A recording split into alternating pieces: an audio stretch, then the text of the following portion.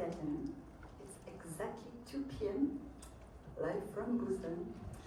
And we are very happy to have so many of you for this a little last-minute press conference. And we're also extremely grateful to have all these fantastic panelists. And it's a bit mission impossible to gather so many amazing speakers in such a short amount of time, but impossible is not, I don't know the saying in English, so I'll stop here, there's a saying in French. My name is Delphine Alvarez, I'm the Global Petrochemicals Campaign Manager for the Center for International Environmental Law, and I also serve as Global Petrochemicals Campaign Coordinator for the Brush Free from Plastic movement. We are here today because once more we have looked at the participants list for this fifth and last scheduled round of negotiations of the Global Plastics Treaty, and looked at the number of lobbyists affiliated to the fossil fuel and chemical industry, meaning that we haven't counted other types of lobbyists that you may encounter in your work, may have talked to in your reports. So we'll be focusing on the ones who make plastic and have a financial interest in making plastic and in using fossil fuel to continue making plastic. So I'm here today with my colleague Daniela Duran at the end of the table with a cap that says CAP. It's not obvious, it means capping plastic production. She will talk to you about that a little later. With Yvette Arellano, Executive Director and Founder of Fenceline Watch, with Swatis Chaudhry, Oil and Gas Team Lead at the Center for Financial Accountability in India, Matt Perryman, Kaupapa Maori, and Social Scientist and Researcher, and Sarah Onuora, Program Manager at STRADEV Nigeria. And it's amazing, they're all in the exact order that I have in this list, and they didn't even know that. So. We may have been joined by a Korean partner, but there are some concerns, so they're not here today. But we regret them very much. So our analysis shows that at this particular INC, 220 fossil fuel and chemical industry lobbyists registered to attend.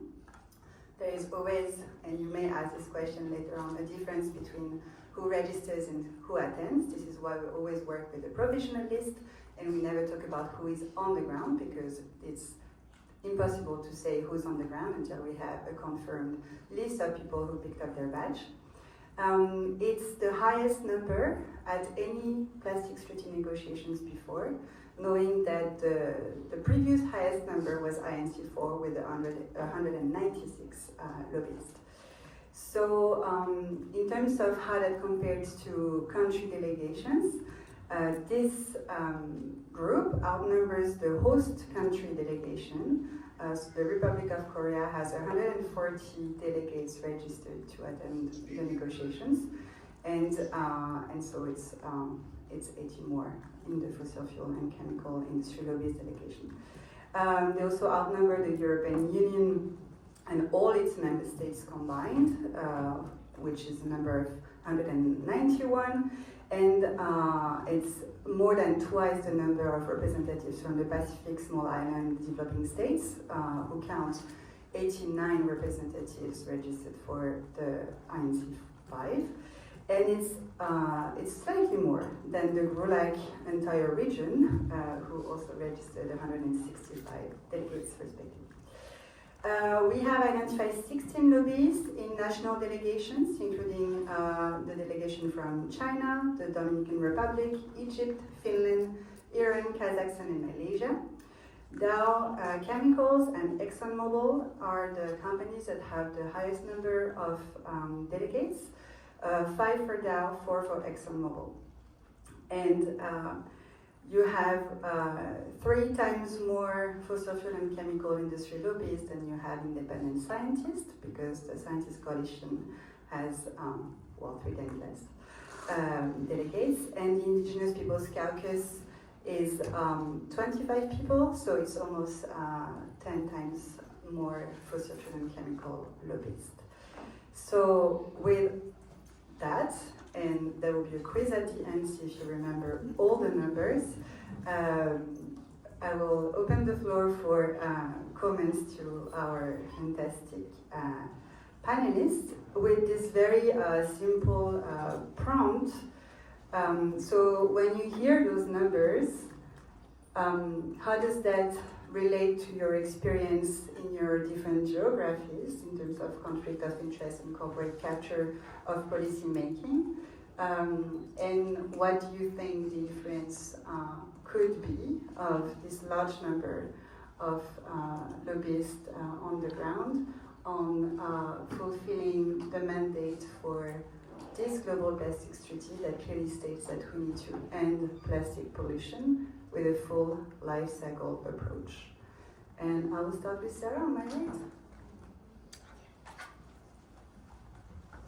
Hello everyone, good afternoon and welcome to this urgent conference.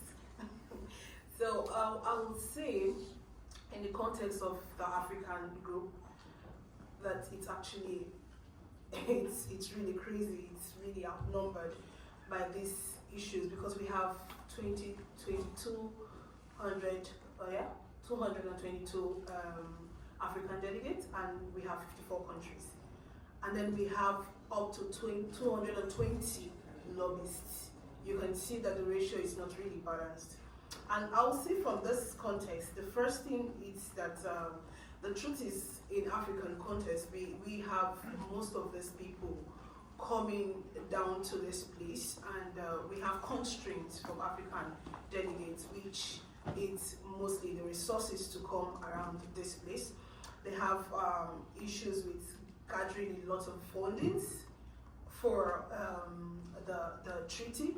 They have issues with getting more like an organized way and an organized platform to really come to this place. But you see, most of these lobbyists are fully funded. Most of them are very, I'll put it in quote, wealthy. They have the money, they have the funds, they have enough to help them. And if you see from this treaty, you see most of them keep coming and they come even earlier than most of our delegates. Our delegates have very less funding to really come, and then you see from each countries, we have even 2 persons per country, more than the countries that have up to 15 to 20 delegates per countries. And that is the issue of funding, because the African countries have issues with funding. And you see most of these lobbyists and the industry, and quote, willingly sponsor these people. Yeah, they sponsor most of these places. They get sponsorship for there because they need the fundings to be in this treaty. They need the fundings to really speak on issues. I'll bring the context to the conflict of interest in the influence we have, basically. Let me use an example of Nigeria. So I would say these lobbyists of the industries, let me just put them as lobbyists, not putting as industries, that they actually influence the African group in a way, because they influence them in the fact that we are less, as Africans, we are less here, we are not enough, even though we have most countries that are here, 54 countries that are here, we're not enough. So most of them just really fund them to come into this place. And when they come here, they have issues with how they have to stabilize because they are funded by the lobbyists.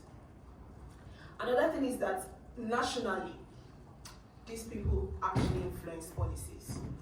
For example, let me take for Nigeria, there's a concept of the national roadmap of Nigeria that was held not too long ago, and it was actually funded by the industry because there are no enough fundings to do this process, to really implement this process or enforce this process in national level. So we have them always coming to these places. For example, we have KPMG, who was the consultant of the national plans. So if you have issues like this, what do you expect? You expect more of these people coming into this place. They have a way to influence them in most cases. And we say something, he that plays the piper detects the tone. So if you have most of these lobbies funding this part, and funding the African people or some of these nations, the African nations. We have issues with that.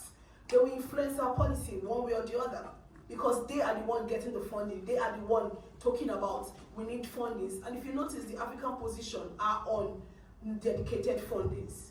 The reason why we are in this treaty and they were in the financial mechanisms, we are always pushing for dedicated fundings because we do not want these people to influence our policy anymore. So this is where I'm going to stop on this. Thank you. Thank you so much, Sarah. I'll go next to Matt, who has many hats.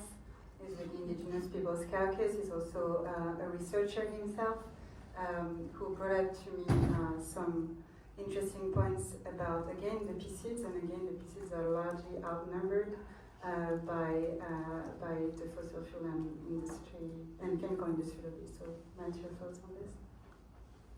Thank you, Delphine, and kia ora koutou. My name is Matt Perryman. I'm from Aotearoa, New Zealand. As has been said, we're so outnumbered by industry, it's just so unjust. Access issues, funding issues, as Indigenous peoples having to leave our communities, often we do this work unpaid. We know industry is very well paid to be here, and they have no issues with funding, no issues with access. They can get onto member state delegations where we just really struggle to get in the door, and often we're kicked out once we're in. The current government back home is deeply in bed with corporations, which is highly concerning. It's changed over the last couple of years. The political landscape is shifting constantly. We know that they are not prioritizing people and planet, prioritizing profit, much like many of the other discussions happening here. And that's all due to corporate influence, corporate capture. We see the infiltration or attempted infiltration of our community groups back home reflected here as well. Including in the Indigenous Forum and the Scientist Coalition. There's a lot of attempts to sway perspectives and to make sure that we don't end up with the kind of treaty that we need that's ambitious, that cuts production, that really takes corporations to account. So we do need a strong conflict of interest policy, not just in our groups and coalitions, but across the whole plastics treaty to prevent this happening throughout implementation. It's happened throughout negotiations. That's already occurred, it needs to stop, but especially through implementation. We have to be cautious as well around how corporations utilize words like circularity, nature-based solutions, because those are appropriation of Indigenous knowledge that we've been guarding, protecting, building for generations, millennia.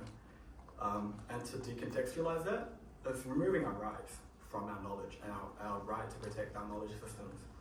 So any mention of Indigenous knowledge or science in this treaty must also recognize our rights and acknowledge them. Otherwise, don't include it. It's unjust that we're made to compete for space with industry when we are rights holders, and the situation is not just of corporate influence, is not unique to plastics.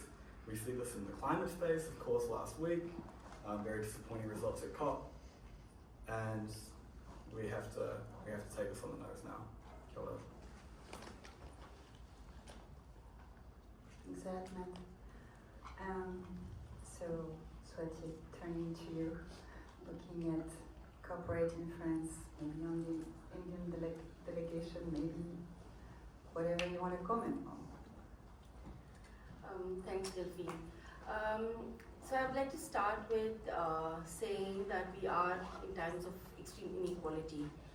We know that the poorest 50% have access to 8% of total global wealth, and the wealthiest 10% have access to 50% of the global wealth. And we see that playing over here. Capital means access to power, and collectively both of these are power. And so what we're seeing here is actually the exercising of corporate power in its most obscene sense, with such a large group of the industry in present over here at the negotiations. What does it mean for us? I work with communities affected by the petrochemical industry in India. It also means that apart from wealth and power, what communities, frontline and frontline communities face is also layers of challenge. Fish workers and farmers are facing the climate crisis. They're facing all kinds of restrictions of fishing in the sea. They're facing large-scale fishing in the sea. So the kind of dispossession is at multiple levels and multiple layers, and transcending all that, they need to come to a space like this, which is also could also be a culture shock. It's very difficult for a fish worker or farmer from India to come and speak the way, for example, and lobby the delegates the way an industry representative would. There's a lot of diffidence, there's a lot of fear, because it's these same people who are in the room here, who are also back home, intimidating them back home. Here, back home, they are among groups of hundreds and thousands of people. Here, they're singled out among few people, and the fear of going back and facing repression for having come here and spoken their voice is also a very frightful thing, which also inhibits people from coming here. So apart from what my colleagues spoke about access to money to come here, it's also finding the courage to continue living your life with safety once you have come here. And that fear can also be, I can tell you for sure, that fear has also stopped certain communities from coming here and speaking their minds, though they would love to or like to do that. The other thing I would like to perhaps say and end with is how does it influence the outcome of the negotiations?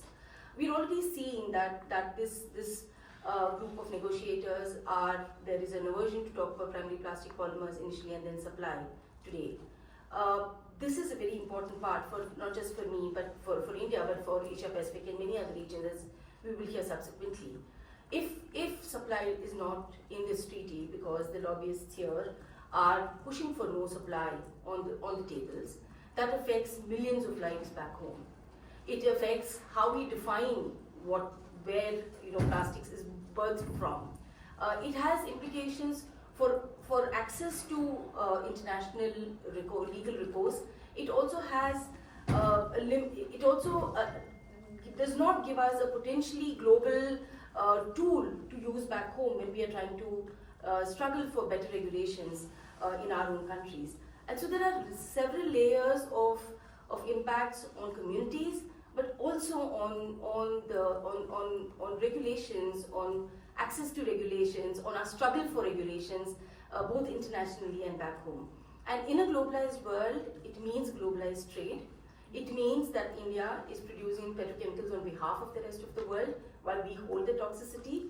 But this non-recognition of trade and of supply at this treaty will mean that my friends, my colleagues will continue to have cancers, will continue to have tuberculosis. Children will continue to not be able to play at the age of 5 because they can't breathe at that very young age, because the lobbyists are actually sitting here. So there are layers and layers of dispossessions, and I'll stop here and have my colleagues continue and perhaps bring it up again later. Thanks. Thank you, Swati. In what you're describing about the health impacts of petrochemical production, I hear a lot what Yvette also has been saying for many years. So Yvette, I'll hand over to you now. My name is Yvette Arellano, and I'm founder and director of Fenceline Watch. The work we do is directly related to the production point of plastics. And it wasn't until my involvement in this plastics treaty and with Break Free from Plastic that I even knew that those petrochemical facilities were producing plastic, and that is not unintentional. Companies like Dow and ExxonMobil that are US based bring a great deal of shame and anger to people like me who come from our country, saying that not only is there a disproportionate impact on the global south, but also that the harm from petrochemicals, the harm from endocrine disruptors, developmental issues, things that affect speech patterns and even children before birth are affecting communities in the US itself, in the South, where our states are completely captured by oil and gas interests. So it is no shock to me that the corporate captures following treaties like the Global Plastics Treaty, especially from companies like ExxonMobil that we knew for over 30 years led climate denial in order to avoid the general public from binding fossil fuels and climate change together. In the US, they are already directly affecting not only things like rulemaking and elections, but self-reporting. There's this idea that the EPA leads the most stringent regulations, and I can tell you from working directly with EPA and playing to them about the need to increase toxic thresholds because we cannot take as much benzene as we are, that they're regulating benzene one site at a time is not enough whenever you have over 600 fossil fuel entities all along the Houston Ship Channel affecting fenceland and frontline communities like mine, that it is not enough to respond to chemical disasters where then the petrochemical industry starts to fuzzy up the information, avoids having any accountability toward finances that then fall back onto taxpayers, and then controls the information over whether or not we were harmed by those explosions and those fires, and come back to us and say that the air is safe and we can go out and that there is no need to shelter in place. So this is what I see playing out here at the Global Plastics Treaty, is this increased effort on corporate capture to affect treaty processes when it comes to most basic things like information, and not only information and access to information that affects people's health, biodiversity, and the environment, but an active effort to provide misinformation and disinformation to delegations in order to shift their views and allow for provisions that exempt polymers and olefins from this treaty. This is what I see happening and playing out, and it is not anything that's new to me. I see this affecting ambition. I see this affecting provisions and allow for emissions. I see corporate capture affecting a polluter pays system that would then shift the entire cost onto the general public for crimes that they have committed against us and our human rights. Access to information regarding human health should not be kept confidential, and I can see them championing efforts like this. Thank you. Thank you so much, Yvette, and you mentioned several times Exxon, and I'm reading directly from their PR before INC-5, where they are celebrating that we're heading in the direction if the governments focus on addressing the direct causes of plastic waste that leaks into the environment. I think we need to send copies of the mandate to these people because I believe the mandate is slightly larger than that, and I will hand over to Daniela to comment on this. Thank you very much, and such a responsibility to speak after these amazing interventions of these amazing women. But let's be clear about something. Plastics are the lifeline for fossil fuels. And as the energy transition becomes a reality, plastics are what's going to sustain the production of fossil fuels globally. We know that in the next few decades, petrochemicals will be the biggest source of demand for oil and gas. So let's be clear about something. We're not here negotiating a waste treaty. We're here negotiating the future of fossil fuels. And this big amount of lobbyists from the fossil fuel industry that we are finding in our analysis, it's showcasing that these people is here to make sure that plastics can continue sustaining an industry that will give us a global death sentence. And that's what we are seeing right now in the international scenario. So let's remember the mandate that UNEA 514 resolution gave us, and it's to end plastic pollution with a full life cycle approach. And when we talk about plastic pollution, we're not talking about waste, and we're not talking about only leakage into the environment. We're talking about greenhouse gas emissions that will compromise the achievement of global climate goals. We're talking about chemical exposure to microplastic, that it's affecting human health of present and future generations. So when we talk about ending plastic pollution, we're talking about ending all of these impacts, and we won't be able to fulfill the mandate of UNEA Resolution 514 if we don't cap and reduce plastic production levels. And that's a scientific certainty. We know that if we continue to produce plastics at the levels that we do today, we won't be able to achieve climate goals. We won't be able to protect human health because more production means more exposure to chemicals, more exposure to microplastics. We won't be able to achieve a fully fair, funded and equitable fossil fuel phase out, which is an urgency that science is telling us. So to achieve and to uphold the objective of ending plastic pollution with a full life cycle approach, we need to cap and reduce plastic production. And that's against the interest of the fossil fuel industry. But that also makes no logical and financial sense from an economic and financial perspective. We know that markets are already in a state of oversupply. We know that we have more capacity to produce plastics than actual demand, which means increased production costs, which means closing facilities. We are already seeing facility closures in Europe and around the world. That means diminished profit margins. We know that in some of the main producer countries of the world, profit margins have decreased 96% in the last 2 years from their historic levels and from their historic average. So continuing to expand plastic production just to sustain fossil fuel dependency is bad business and is bad for economic development. We know today that the cost of inaction will cost member states double than the cost of capping and reducing plastic production. So the presence of fossil fuel lobbies here preventing regulations on production is bad business and is bad for economic development. So it's not only bad for human rights, for the human rights of present and future generations, for the right to a healthy, clean and sustainable environment, but it's also bad business and bad for economic development. So we need this treaty to deliver a dedicated article to cap and reduce plastic production that includes a global target, but that also includes an immediate stop on the expansion of plastic production capacity, an immediate stop in the build-out of new petrochemical facilities that are heavily dependent on fossil fuels and that are going to lock in fossil fuel dependency for decades, and that are affecting human health, that are affecting human rights, are affecting the climate.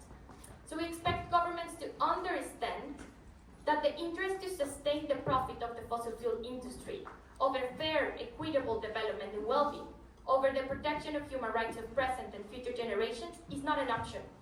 We're hearing petrostates calling for the elimination of all regulations on plastic production. We expect ambitious member states to show the courage we need this week to finally demonstrate that multilateralism can deliver. We have all eyes on them. Thank you. Thank you all. If I'm summarizing some of the points we've covered, and it was a lot, we need dedicated funding for delegates, in particular for delegates from the Global South, to attend those negotiations without being funded by industry and having their position potentially influenced by that. We need funding and easy access for right holders, in particular indigenous people, with their rights recognized directly in the treaty. We need recognition of the right to healthy environment for all, and that will not happen without capping and reducing plastic production and eliminating as many harmful chemicals as possible from the production, not even from the use, but from the production. I will now hand over to my fantastic colleague, Kate Bonaccini, who's going to pass a virtual mic. We actually don't physically have a mic, but I will go ahead and I will take questions. Yes, and if you can please announce the outlet that you're with. Sure. Can you hear me okay up there? My name is Steven. I work for Nikkei Asia. My question is for the speaker on the end there. I'm sorry. Oh, great. I don't have to yell. Okay. Sorry, I can't read your name from here, but and before I ask my question, just forgive my ignorance. I'm sorry if this has an obvious answer that me as a non-specialist, I'm the only one here who's not aware of, but could you kind of square the circle and explain like what you just laid out, that this excess plastic production capacity and the resistance to capping it is bad business? and it's bad for economic development. So could you explain to a layperson like me, why are these companies therefore so resistant to it? Surely having, in any business, having a ton of overcapacity is not in the financial interest of that firm. So could you just try to clarify that a little bit for me? Thank you. Of course, and my name is Daniela Duran, and I work for CIEL. That's not a stupid question. It's actually a very good question. So what we have today, and what market and economic and financial experts are indicating, is that we have more capacity to produce plastics than actual demand. And we're expanding capacity at a much faster rate than the rate that demand is growing. So for example, for some of the more high volume plastics, for polyethylene and polypropylene, we have around 20 million tons of excess of capacity versus demand. That means that facilities will have to operate at lower rates. So we know that for a facility to be profitable, it needs to operate at 90% of its total capacity rate. What we are seeing today in some of the biggest countries and some of the big producer countries is that facilities are operating at rates as low as 50% of their total capacity. That means that the production costs are higher. That means that companies have to lower the price of their plastics in order to rely on being able to sell at lower prices, which of course undermines other markets, for example, for sustainable alternatives. And what we are seeing right now are credit risk agencies emitting warnings and saying to companies, for example, like Braskem, one of the biggest petrochemical companies in my region, in the Gulag region, saying, we are reviewing your qualification from stable to negative because you're not financially profitable anymore. And with regard to the second part of your question, so if companies are not financially profitable anymore, what they are going to do, and we're already seeing this in regions like Europe, they are going to go to governments and say, you have to subsidize my production to compensate for the losses that I am seeing and for the lack of financial stability of my company. And of course, we don't want to subsidize an activity that is harmful for the climate, that is harmful for human health, because there are other better uses for those resources. And with your question regards to why companies are doing this, that takes me back to the first part of my intervention. Fossil fuel companies are here protecting their survival. The expansion of plastic production capacity, continuing to build facilities and asking for government support to sustain those facilities, it's absolutely needed for them if they want to sustain production and demand of fossil fuels. So that's what we need this treaty to overcome, and we need negotiators to overcome the influence of these companies in order to protect human health, human rights, the environment, but also in order to protect their economic development and prevent more public funding going to sustain these companies that by their own are not profitable anymore. Thank you. Next.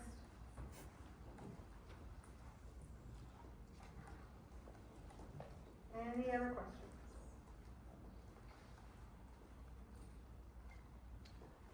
All right.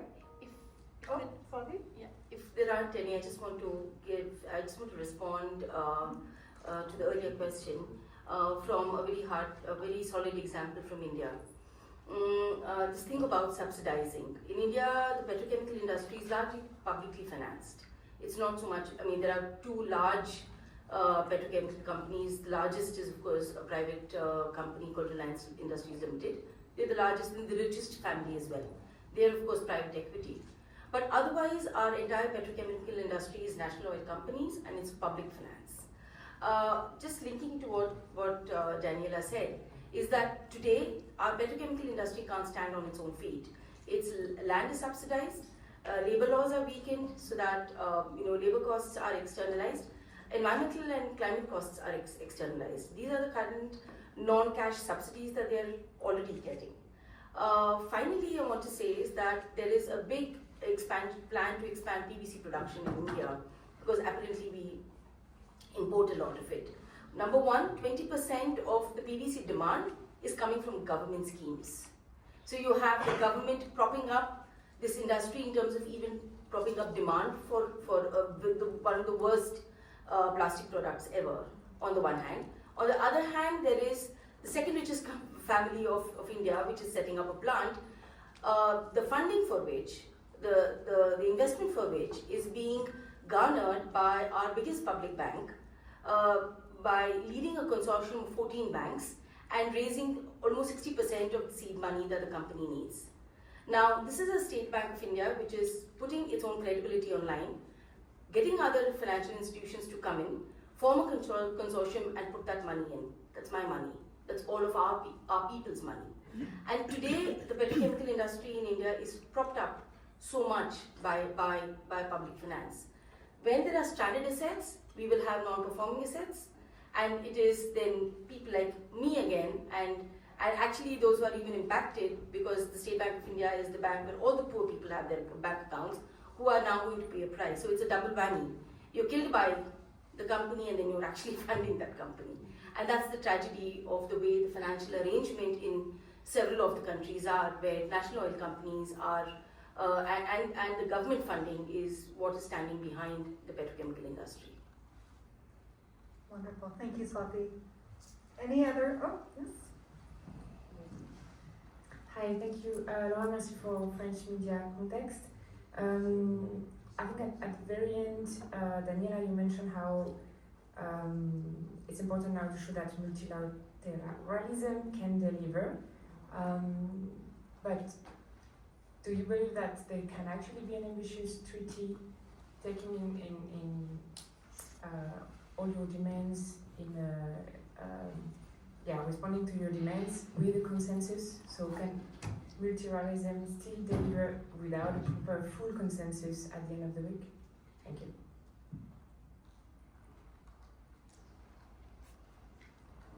Thank you very much, Anne. Well, your question, it's very interesting, and it's right on the point on some of the things that we consider are very important for the conversation.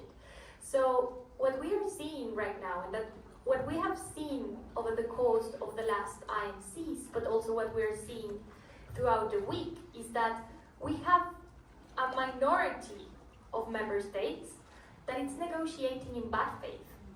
So we are seeing no interest in progress, not interest in finding common ground around the measures and obligations that are needed to protect human health and that are needed to protect the environment. So in the end, this all goes back to the question and to the idea that I closed up my first intervention, is that we need the ambitious member states to show the courage that's needed to make progress in this negotiation. And it's likely that the discussion will have to incorporate, to move away from this idea of having a universal ratification if we have a minority of member states that are negotiating in bad faith, and that ambitious member states are focused on incorporating the measures in the treaty to generate the right incentives for that universal ratification over time. So to also focus on, for example, the importance of including trade measures that allow to incentivize trade under the parties of the agreement, but that establish trade restrictions with the non-parties of the agreement that we know that won't join the type of agreement that we need. But what we cannot allow this week to deliver is an agreement that goes to the minimum and to the lower common denominator, because that's not what our collective human rights need, that's not what the environment needs, that's not what climate needs and what human health needs. So we need these member states to show courage, to be creative, to understand the importance of trade restrictions between parties and non-parties of the agreement, and to understand that we cannot deliver a treaty that goes to the lowest common denominator, because we cannot afford that. Anyone else want to add on to that? Okay. Maybe I'll prompt one of our speakers on that. Sure. Matt. I'm turning to you because amongst the most ambitious governments in this negotiation, just as it is in the climate negotiation and just as it is in the biodiversity conversation, the Pacific Islands are showing the way. They are not only experiencing firsthand the plastic pollution impacts, but also the climate impact and the biodiversity loss impact. So maybe just turning to you for a little word on that. Sure, yeah. The Pacific. The Moana, essentially the ocean, is the final dumping ground for most plastics. And it has been for a very long time. And as has already been mentioned, there's just been so much lack of transparency around the impacts. Only very recently have we found out about the chemical impacts, you know, in time and how they've been affecting us for generations already. The over-focus on what corporate values here distracts from what we really need to focus on, which is the health impacts, the climate impacts, justice impacts. And in the Pacific, we feel those disproportionately. And that's something that Indigenous peoples worldwide also experience. I'm not sure how much to add. Maybe about the leadership of the Pacific Island governments? New Zealand is not so much of a leader, unfortunately, anymore. At INC-2, we saw them be stronger, but it's become less as time has gone on. But we see countries like Fiji, many other Pacific small island developing states, which are really leading in the ambition here, holding up the flag of cutting production, of putting polluter pays principles, precautionary principles into this treaty that other countries just really are not standing up for. And we need to see other member states supporting them, because they often have small delegations, they're outnumbered by industry, as Indigenous peoples are globally. There's only 25 people here in the Indigenous Peoples Caucus, and 10 times as many industry people. Yeah. That's great. All right.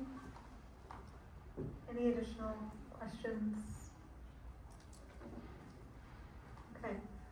So as we wrap up, I just want to let folks know you can go ahead and you can reach me, Kate Bonaccini, with the Center for International Environmental Law. You can my email address is press@ciel.org, CIEL.org. And I can put you in touch with any of the panelists or any of the supporting organizations that helped with the analysis. Everyone should have it in their inboxes now. Thank you, Kate. And if you allow me, I'd like to give them the floor one more time.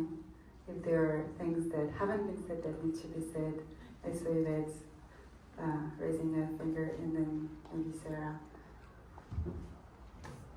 I would say something interesting to keep an eye and ear on is the kind of exemptions that might come into the treaty that spell out disaster capitalism. Where is it that provisions are being made? What kind of plastics are being protected? What are the opportunities that business is seeing? And what they're saying and what those provisions look like are exemptions for natural disasters, are exemptions for emergencies. The same issues that affected extreme or worsen extreme climate impacts are the same opportunities that they see to make an extra dollar. And so we need to keep an eye on where exactly is the fossil fuel industry shifting, where do their interests continue, and are we going to allow them to make profit off of our harm and off of the sacrifice our communities are making.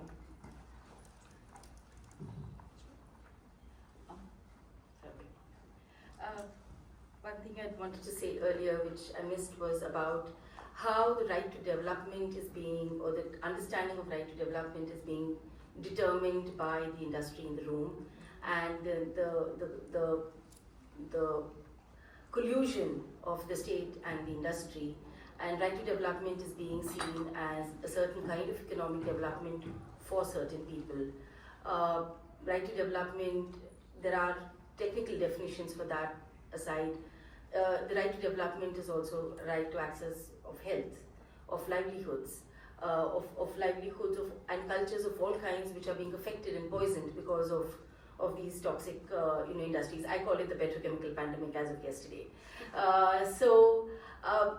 The right to development, and I'm stressing on this because supply has not yet come, and when it comes, you will hear a lot of right to development, and we need to understand the right to development is not merely the industry's right to develop, or merely the politicians and the government's rights to get richer and their election campaigns to be funded, but the right to development is of the people who make these countries what they are, which are vibrant cultures, economies and lives.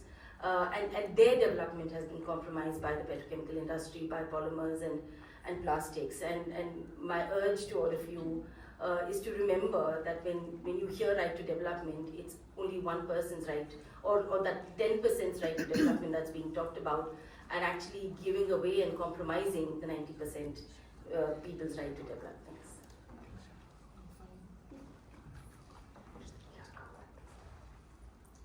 Totally echoing what Swati just said. We also have a right to non-development, to non-proliferation.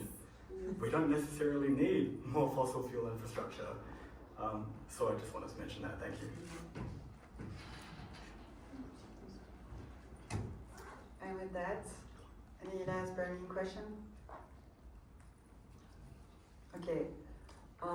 It's kind of now or never, because all these people will run to try to get a seat in CG1, which is a mission impossible. But in case you want their contact, you can reach out to Kate. And I mean, you didn't really have the choice to be here because that's your room. But thanks for being here anyway. And then we're also staying around if you have more questions. Thank you. Thank you to our amazing speakers.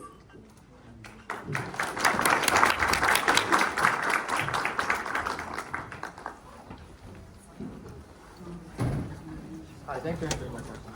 Thank you very much.